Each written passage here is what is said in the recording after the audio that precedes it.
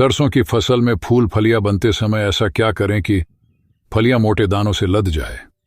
किसान भाइयों, सरसों की फसल में यह समय सबसे अधिक ध्यान देने की आवश्यकता होती है। जरा सी भी लापरवाही फसल को खराब कर सकती है। इसलिए इस वीडियो में कुछ ऐसी महत्वपूर्ण जानकारियां साझा की गई है जिनका पालन आप करते हैं तो आपकी फसल में किसी भी प्रकार का रोग या फंगस नहीं लगेगा और अधिक से अधिक फूल मोटे दोनों की फलियों में परिवर्तित हो जाएंगे। किसान भाइयों, सरसों की फसल में एक ध्यान देने वाली बात यह है कि जब आपकी फसल अच्छी तरह से खड़ी हो और पत्ते खूब घने हो तो इस स्थिति में सूर्य का प्रकाश मिट्टी तक नहीं पहुंच पाता है, जिससे अधिक समय तक मिट्टी में नमी बनी रहती है। यदि आप उस समय सरसों की फसल में सिंचाई कर देते हैं तो जो भी अच्छा उत्पादन मिलने वाला था वह नहीं मिल पाएगा। सरसों की फसल में ढेर सारी बीमारियां आ जाएंगी और फसल बर्बाद होने की कगार पर आ जाएंगी।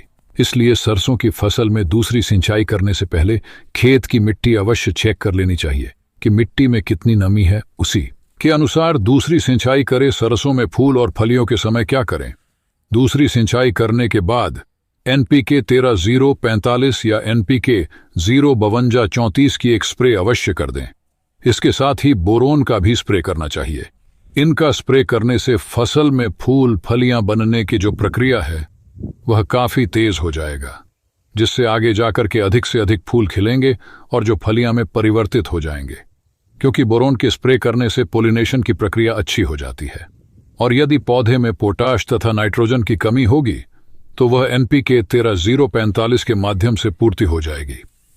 पोटाश के कारण सरसों के दानों में तेल की मात्रा अधिक हो जाती है और इसके साथ ही मौसम के कारण यदि पौधे में तनाव होता है तो उसका भी निवारण हो जाता है। कितनी मात्रा होनी चाहिए? 20% वाला बोरोन 1 लीटर पानी में 1 ग्राम के हिसाब से मिला करके स्प्रे करना है पौधों में। सबसे अच्छा परागण या पोलिनेशन कराने में बोरोन सबसे अधिक मददगार साबित होता है और पौधे में जितना स्वस्थ और अच्छा परागण होगा, आगे जाकर फूल से उतने ही अच्छी फलियां बनेगी। जब मौसम में लगातार नमी बनी हो और पौधों को सूरज का प्रकाश बहुत कम मिल रहा हो, इस स्थिति में पौधों में फंगस लगने की संभावना बढ़ जाती है और व्हाइट रस्ट लगने की संभावना बहुत अधिक हो जाती है। इसीलिए फसल में फंगिसाइड का छिड़काव कर देना चाहिए। यदि आप इन सारी बातों पर ध्यान देते हैं तो अवश्य ही आपका उत्पादन बढ़ने वाला है। 13 से 15 क्विंटल उत्पादन अवश्य होगा।